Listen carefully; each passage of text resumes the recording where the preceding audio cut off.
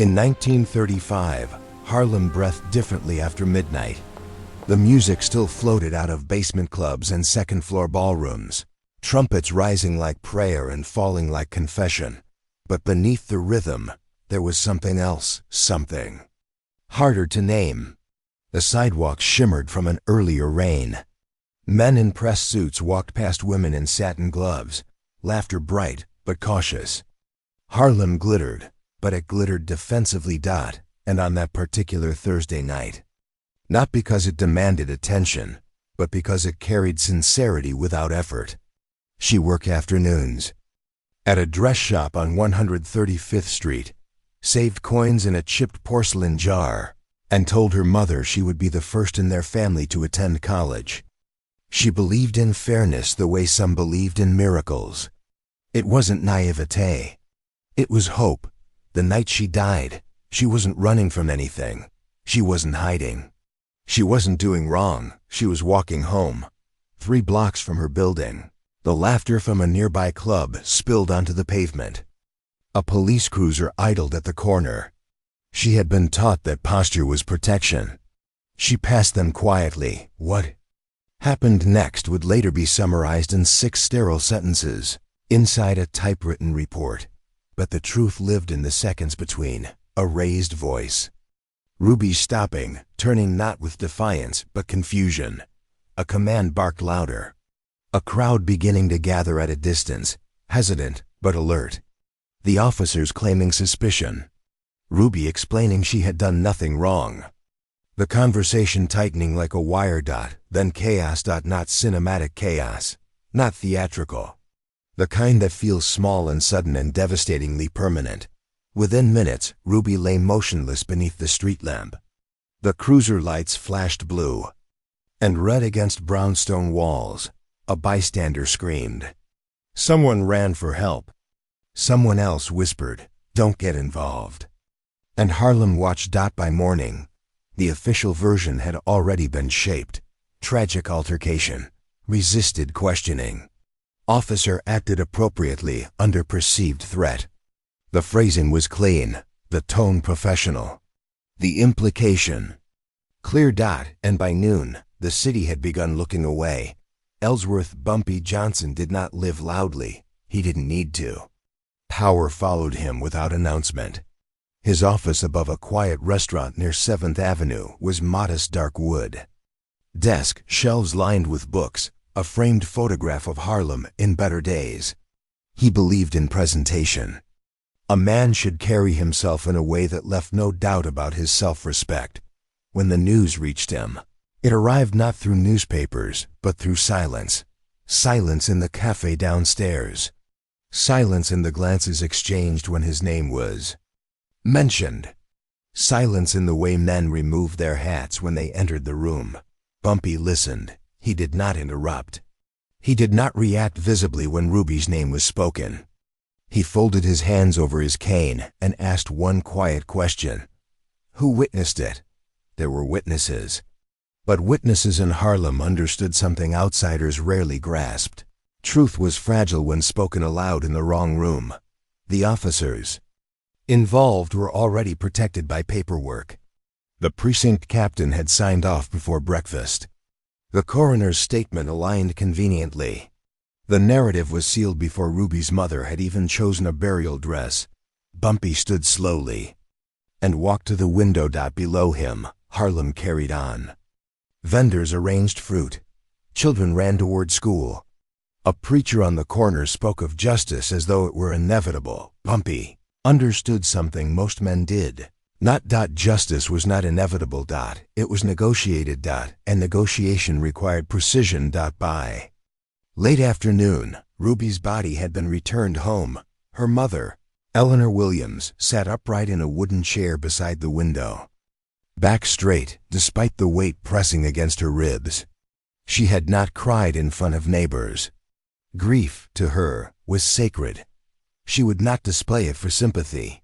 But when Bumpy stepped into her apartment that evening, she did not stand. She simply looked at him. I raised her careful, she said softly. I raised her respectful. I know, Bumpy replied. It was not a platitude. He had seen Ruby once months ago, helping an elderly man carry groceries. She had thanked him for holding the door open. There are small details men like Bumpy never forget. They say she resisted, Eleanor continued. Bumpy did not answer immediately. He removed his hat and placed it gently on the table. Mrs. Williams, he said evenly, what they say and what happened are not always the same thing. Her jaw trembled. Will it matter? There it was. The real question, would it matter? Bumpy understood the stakes. Harlem was already under scrutiny. Too much noise would invite crackdown. The line between strength and recklessness was thin. It will, he said quietly. But not the way they expect. The following morning, Bumpy did something no one anticipated. He requested a meeting with the precinct captain, not through threats. Not through intermediaries, formally, respectfully. The captain agreed. Fluorescent light buzzing overhead. The captain expected hostility. He expected accusation. What he received unsettled him more. Bumpy entered composed, suit pressed, hat removed, cane resting against his leg. Captain, he began calmly, I've come to understand something. The captain leaned back. And what's that? That if a young woman's life can be summarized in 6 sentences, then perhaps we are not writing enough. The captain frowned. Are you suggesting misconduct? I'm suggesting, Bumpy said gently, that perception is not proof. The air shifted. Outside the station, a small gathering had begun. Not protesters. No signs, no shouting. Presence without spectacle. The captain glanced toward the window. You organizing something, Mr. Johnson? Bumpy followed his gaze. No, sir, he replied. I'm preventing something. Not with rage, but with memory. Bumpy leaned forward slightly. I am not here to threaten you, he said, nor to embarrass this department. The report's been filed. Reports, Bumpy replied, can be reviewed. The captain tapped his. Then Harlan will know they were looked at honestly. The room grew quiet. There it was, the turning point. No raised voice. No dramatic declaration. Just a man insisting that truth deserves sunlight. The captain studied him. You think this city cares about one girl? Bumpy's gaze did not waver. I think this city cares very much about how it treats the people who trust it. The silence that followed felt heavier than accusation. By evening, word had spread that the case would undergo independent review. The newspapers framed it as procedural. A routine reassessment. The city had looked away. Now, it had been forced to look again. Ruby's funeral filled Mount Morris. Baptist church beyond capacity. The pews overflowed into aisles. Choir voices trembled.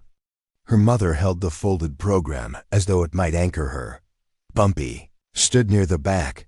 He did not approach the casket. He did not speak. But when Ruby's younger brother faltered mid-eulogy, overwhelmed by the finality of words like was and used to be, the most powerful action is simply refusing to let someone stand alone. Weeks later, the review concluded. There were inconsistencies. Witness statements previously ignored were now documented. Protocol deviations acknowledged. Administrative consequences followed quietly. No grand headlines. No public spectacle. But something had changed. Harlem walked differently, not triumphantly, but with restored posture. The system had not been overthrown. It had been reminded. Ruby's name did not disappear into archives. It lived in conversation, in memory. As the sun lowered over brownstones, Eleanor Williams found Bumpy standing outside her building. They admitted mistakes, she said. Yes, ma'am.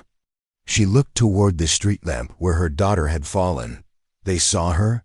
Bumpy nodded. They did. The city moved around him, taxes passing, laughter rising from clubs, life insisting on continuation. But Harlem had learned something in those days. Power does not always shout. Sometimes it stands still. Sometimes it asks quietly.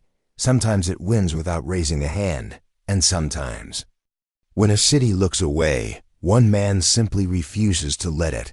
The night Ruby Williams died, Harlem was expected to bow its head. Instead, it lifted its eyes, and in that lift measured, dignified, unyielding, the balance of power shifted, not violently, but undeniably. Harlem did not erupt after the review was announced. That surprised the newspapers most. They had prepared columns anticipating unrest, speculation about retaliation, whispers about escalation. But instead of fire in the streets, there was something far more unsettling for those who preferred predictable reactions. There was discipline. The ministers kept their doors open. Shopkeepers lit their storefronts brighter than usual. Mothers walked their daughters home in groups of 3 or 4, not in fear but in unity. The music returned to the clubs, though softer at first, as though the neighborhood itself were adjusting its breathing. But beneath that surface composure, tension simmered, because the Independent Review had acknowledged inconsistencies, but it had not satisfied everyone. 2 officers were reassigned pending internal evaluation. Language in the original report was amended. A statement was released about regrettable procedural oversight. To Harlem, that sounded like a translation. Ruby Williams had been reduced to vocabulary, and Bumpy Johnson understood that acknowledgement was not the same as accountability. 3 days after the announcement, something unexpected happened. A small article appeared in a downtown paper suggesting Ruby had been known to associate with questionable company. It was subtle, not accusatory, just suggestive enough to plant doubt. The strategy was old. When you cannot defend the system, redefine the victim. By noon, the rumor had traveled faster than fact. By sunset, Eleanor Williams had received 2 anonymous phone calls suggesting she let it go. And by midnight, Bumpy was sitting alone in his office, reading the article for the 3rd time. He did not crumple it. He did not curse. He folded it neatly and placed it beside a leather-bound notebook. Then he made 3 calls, not to men with muscle. To men with memory. The first call went to a retired journalist who had once written about Harlem's Renaissance before publishers decided jazz was more profitable than justice. The second to a pastor whose sermons reached ears that police reports never could. The third to a school principal who had personally recommended Ruby for a scholarship. Months earlier, Bumpy did not ask them to defend him. He asked them to speak about her. The following Sunday, sermons across Harlem were not about anger. They were about truth. Pastor Green stood behind his pulpit and spoke calmly. "There is a difference between rumor and record," he said, "and we will not allow one to replace the other." In the dress shop where Ruby once worked, her employer placed a framed letter in the window, her employee evaluation. It described punctuality, kindness, work ethic, dreams. The retired journalist wrote a column not accusing anyone but chronicling Ruby's life, her school achievements, her volunteer work, her church choir solos. It was not dramatic. It was devastatingly dignified. By Tuesday, the narrative had shifted. The downtown paper issued a quiet correction, but something else had begun to move. A letter arrived at Bumpy's office, unsigned. It contained a single sentence: "You are making powerful men uncomfortable." Bumpy read it once, then again. He did not smile. He understood what discomfort could become. Later that afternoon, he received a request, not a summons, but a request to meet privately with a city councilman known for his connections within both law enforcement and business districts downtown. The meeting took place in a hotel lounge outside Harlem's borders. The lighting was dim. The conversation polite. "You've stirred attention. They feel scrutinized." "They should," Bumpy said evenly. "Scrutiny is not an insult. It is responsibility. You're walking a fine line." "I am standing," Bumpy corrected gently, "exactly where I should." There was a pause. "You're not threatening protest?" "No." "Not encouraging retaliation?" "No." "Then what exactly are you doing?" Bumpy leaned back slightly. I am ensuring that no one forgets her name. The councilman studied him carefully. Some would argue you're gaining influence. From tragedy. Bumpy's gaze sharpened, not with anger, but clarity. If influence requires silence about injustice, then I am not interested in that kind. The councilman exhaled slowly. There are men downtown who prefer problems solved quietly. Then they should not create them publicly. Bumpy answered. The meeting ended without handshake, but it did not end without consequence.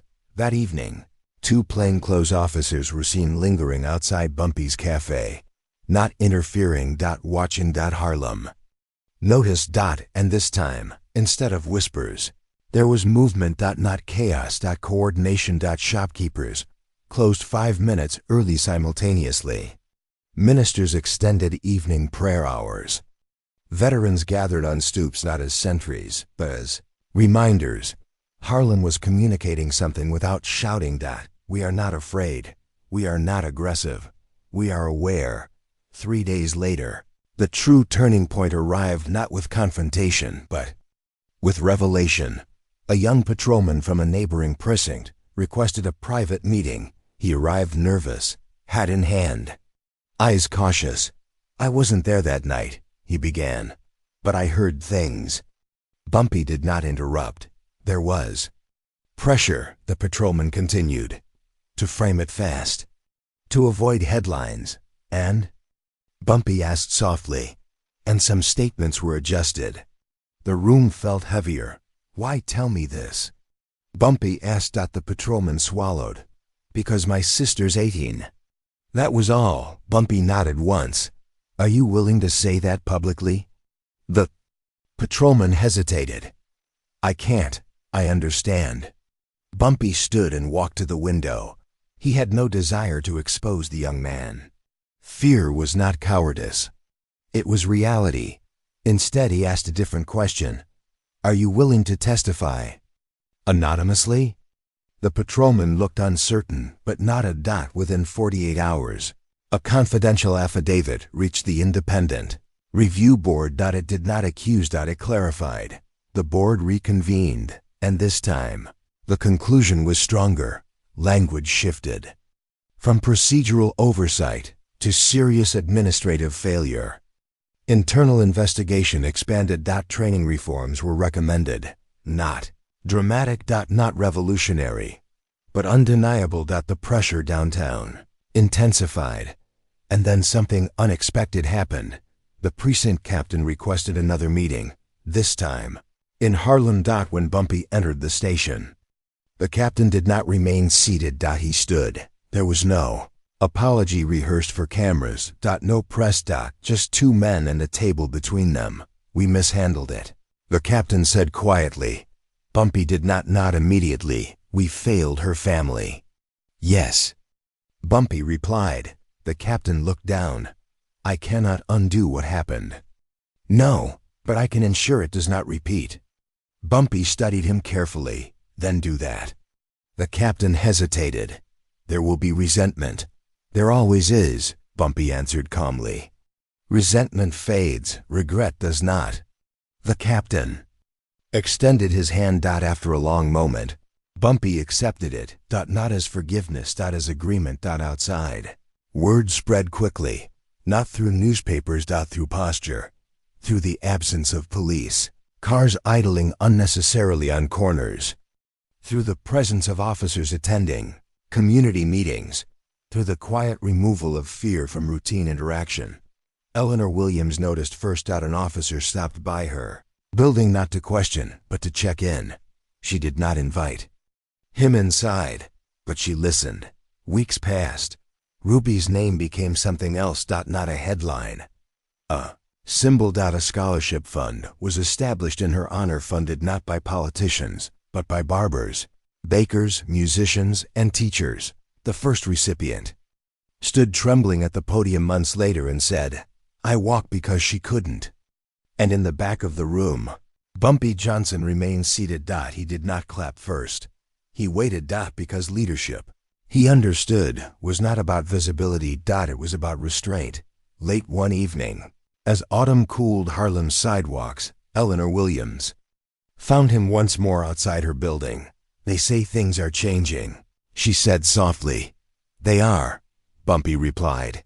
She studied his face. You didn't fight them. No, you didn't threaten them. No, then how?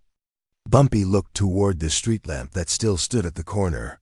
Sometimes, he said quietly, power expects resistance. It prepares for it. What it rarely prepares for is persistence. Eleanor exhaled slowly. They see us differently. Now, they see themselves differently.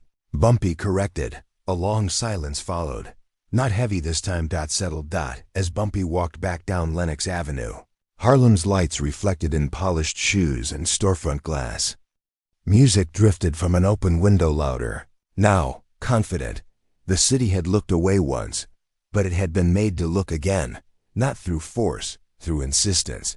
And in 3 days, what began as dismissal had become accountability. Not complete, not perfect, but irreversible. And for the first time since that terrible night, Harlem slept without bracing for morning, because justice, even when partial, had proven something essential. Dignity could not be erased, and when carried by a man who understood its weight, it could bend even the most rigid systems toward conscience.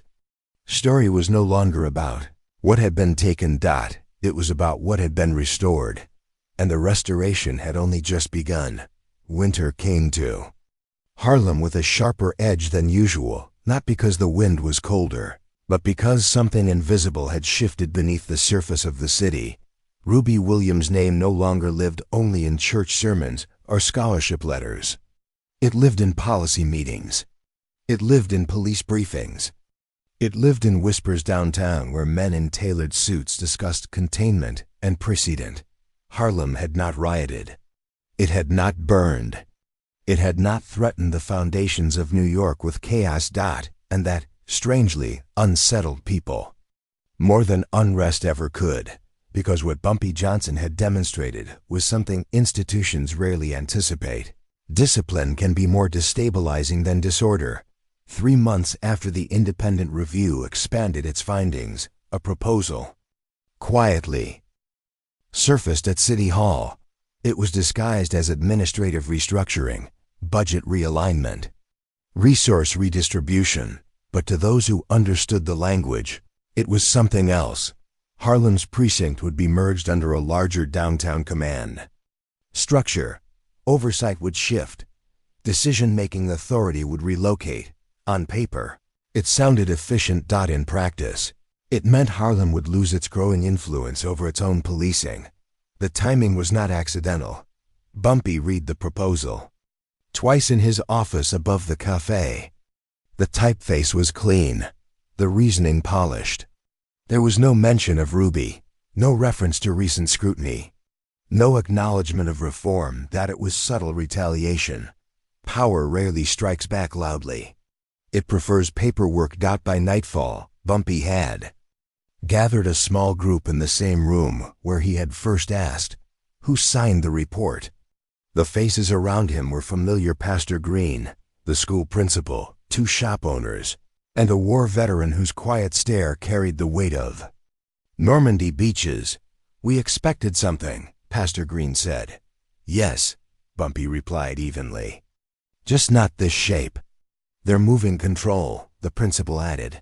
That means decisions about us, made by men who don't walk these streets. Bumpy tapped the edge of the document gently with his finger. They believe proximity creates influence, he said, so they are increasing distance. The veteran leaned forward. What do we do? The room fell silent. They all knew the wrong move would confirm every stereotype. Aggression would justify consolidation. Protest could be labeled instability. Bumpy stood and walked to the window. Outside, Harlem moved through its evening rhythm vendors. Closing, children playing stickball, jazz drifting from a second-floor apartment. He understood something crucial. The battle was no longer about a case. It was about control of narrative. If they move authority downtown, Bumpy said quietly. We do not resist loudly. Pastor Green frowned. We accept it? No, Bumpy replied calmly.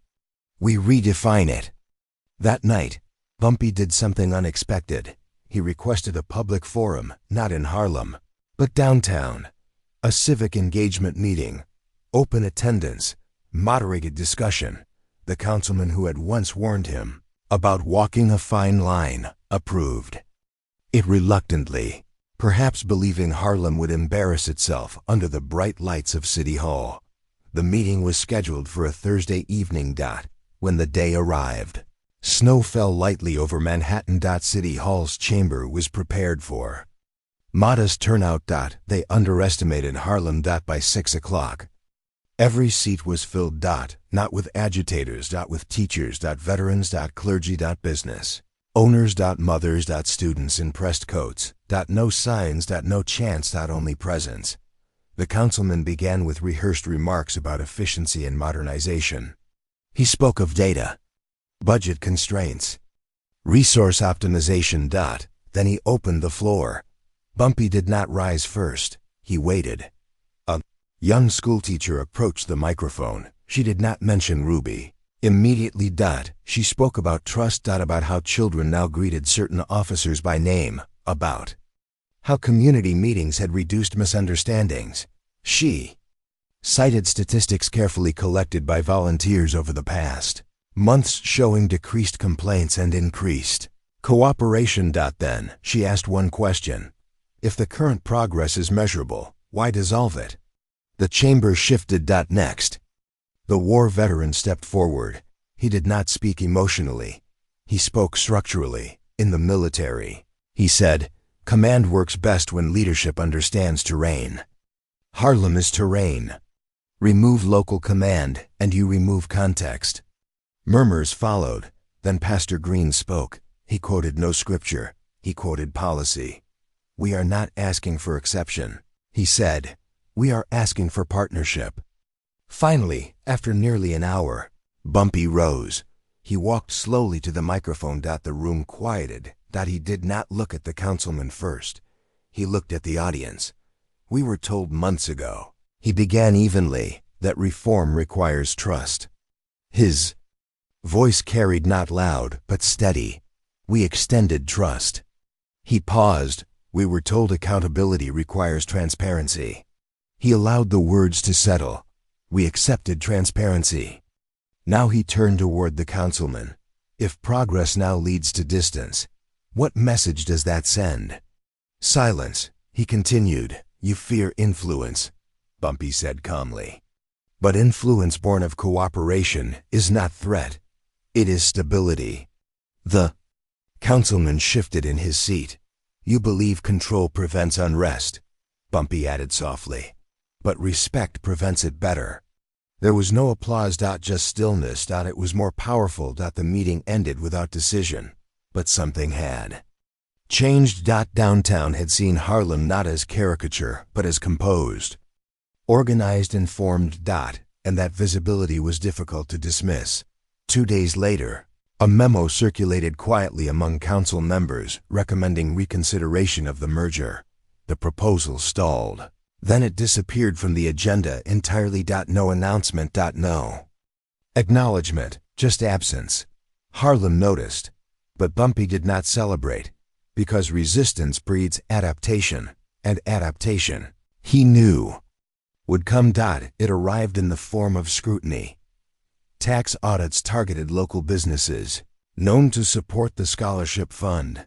Licensing inspections increased. Minor violations, previously overlooked, were cited. Aggressively. Pressure returned, not on Bumpy directly, on those around him. That was the strategy. Make support costly. Late one evening, a bakery owner visited Bumpy's office. They're looking for reasons, he said quietly. Anything. Bumpy listened carefully. He understood. Escalation when he saw it.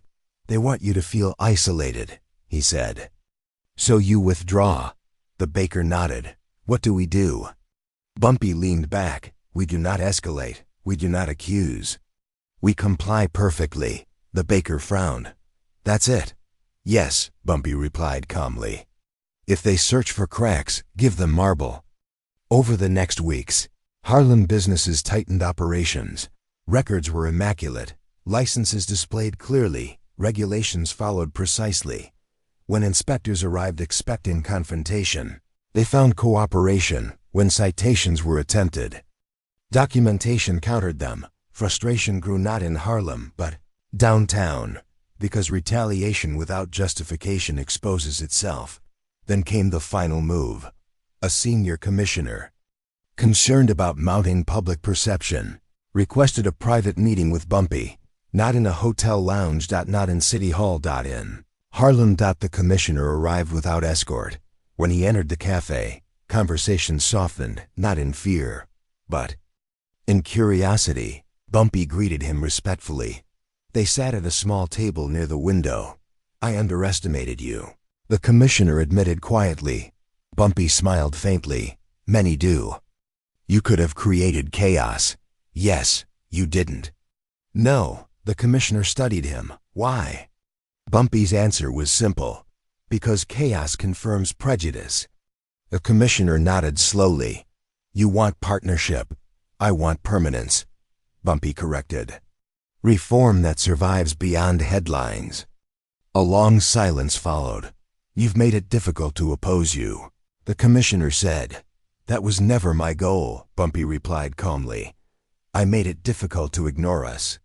That line lingered. Days later, an official statement announced the preservation of Harlem's precinct autonomy with expanded community advisory oversight. It was framed as collaborative progress, which in truth it was, but those who understood the deeper story recognized what had happened. Harlem had not fought. It endured. It had outlasted retaliation without succumbing to provocation. And Bumpy Johnson had demonstrated something extraordinary. Power can be redirected without violence. Influence can be secured without intimidation. Late one evening, Eleanor Williams once again found Bumpy near the street lamp that marked the place where Ruby fell. Snow gathered lightly on the pavement. "They're saying Harlem has a voice now," she said. "It always did," Bumpy replied. "Now it is heard." She looked at him carefully. "You never shouted." "No." "You never threatened." "No." "Were you ever afraid?" Bumpy considered the question honestly. "Yes," he said quietly. "But fear is not instruction." Eleanor nodded slowly.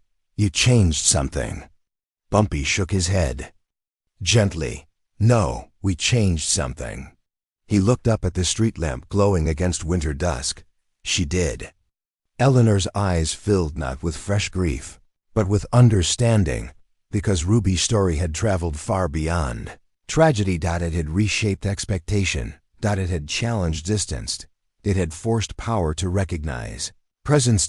As Bumpy walked down Lenox Avenue that night, Harlem moved around him with steady rhythm. Children laughed again. Shop doors closed with confidence. Officers tipped their hats as they passed.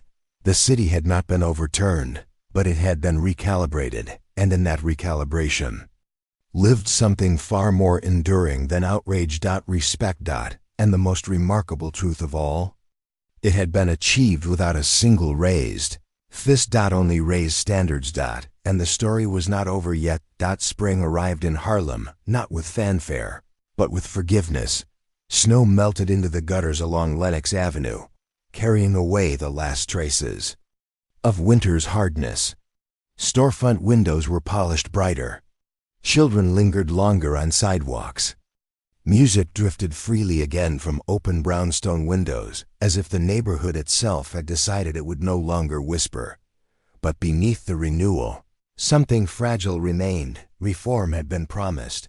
Oversight committees established. Advisory boards formed. Officers reassigned. Statements issued. Meetings held. Yet Bumpy Johnson understood a truth few were willing to admit aloud. Systems do not resist change openly. They wait, and Harlem, for all its regained posture, still existed within a city that preferred memory to fade. The scholarship fund, in Ruby Williams' name, had grown beyond expectation. Donations arrived from neighborhoods that had once turned indifferent eyes. The first recipient, a young girl named Lillian Price, had begun classes at Hunter College. Her acceptance letter hung framed in Eleanor Williams' living room, beside Ruby's graduation portrait. Hope had taken root, and that made it vulnerable. The first sign of trouble came quietly. An anonymous complaint was filed questioning the legality of the advisory board's oversight role. The language was technical, citing jurisdictional overreach, procedural conflicts, municipal authority. In simpler terms, it was an attempt to unravel what had been built. Bumpy received word of it before most. The commissioner who had once underestimated him now understood something essential. Progress survived only if protected. When the commissioner visited Harlem again, his expression carried concern. There are pressures, he admitted, from unions, from council members who believe authority is being diluted. Authority, Bumpy replied calmly, is strengthened when shared. The commissioner nodded. Some do not agree. Bumpy studied him carefully. Then they misunderstand the difference between control and respect, the commissioner exhaled. If this challenge succeeds, oversight dissolves. And trust. With it, Bumpy answered. The commissioner hesitated. There are whispers suggesting the advisory board was always your design for leverage. Bumpy smiled faintly. If I desired leverage, he said evenly, we would be having a very different conversation. The commissioner understood. Harlem had remained disciplined, organized, lawful. It was difficult to dismantle something built on restraint, but difficulty does not deter ambition. The hearing to review the advisory board's legitimacy was scheduled for late April. It would determine whether Harlem's newly earned voice remained at the table or was quietly removed. The stakes were greater than before, not because of Ruby alone. Because the precedent extended beyond one neighborhood. If Harlem retained partnership, other communities might demand the same. And that, in some corners of power, felt dangerous. The week leading to the hearing was tense. Not loud. Tense. Tax audits reappeared. Permits were delayed. Anonymous articles resurfaced questioning community interference in law enforcement. This time, however, Harlem did not tighten in fear. It prepared. Bumpy gathered. No secret meetings. He held open ones. In churches. In school auditoriums. In storefronts after closing. He did not instruct anger. He instructed clarity. Speak of facts, he told them. Speak of results. Speak of progress. Leave emotion at home. Pastor Green asked quietly, and if they dismiss us? Bumpy's answer was steady. Then we make dismissal costly, not through force, but through visibility. On the morning of the hearing, City Hall filled once more. But this time, something was different. Reporters attended, not because they anticipated chaos, but because Harlem had become a story. The chamber buzzed with restrained anticipation. The legal challenge was presented first. Technical arguments, municipal boundaries, authority definitions. It sounded convincing on paper. Then testimony began. Lillian Price spoke first. Her hands trembled slightly as she approached the microphone. My education, she began softly, exists because a community believed accountability matters. She did not mention policy. She mentioned possibility. Next, a local business owner presented data showing decreased conflict complaints since oversight began. A police sergeant, not from Harlem, originally stood and spoke plainly. I have served in 3 precincts, he said. This is the first where I feel partnership instead of tension. Murmurs rippled. The challenge's legal representative shifted uncomfortably. Finally, Bumpy Johnson approached the podium. He did not bring notes. He did not clear his throat. Allowed the room to settle. This hearing, he began evenly, is not about authority. He paused. It is about acknowledgement. He looked toward the council members. Months ago, this city faced a choice. It could ignore grief or engage with it. Silence deepened. You chose engagement. He allowed that to resonate. The result was not chaos. It was cooperation. He turned slightly toward the legal counsel opposing the board. If partnership now threatens control, he said calmly, then perhaps the definition of control requires review. A faint ripple of restrained laughter moved through the chamber, not mocking, but knowing. Bumpy continued, "We are not asking to command. We are asking to converse." He let the words linger. And if conversation is too dangerous for authority, then authority has already weakened itself. That was the moment, not dramatic, not explosive, but precise. The room understood. The council members understood. The reporters understood. To dismantle the advisory board now would not appear administrative, it would appear regressive. The hearing concluded without immediate ruling, but the narrative had shifted again.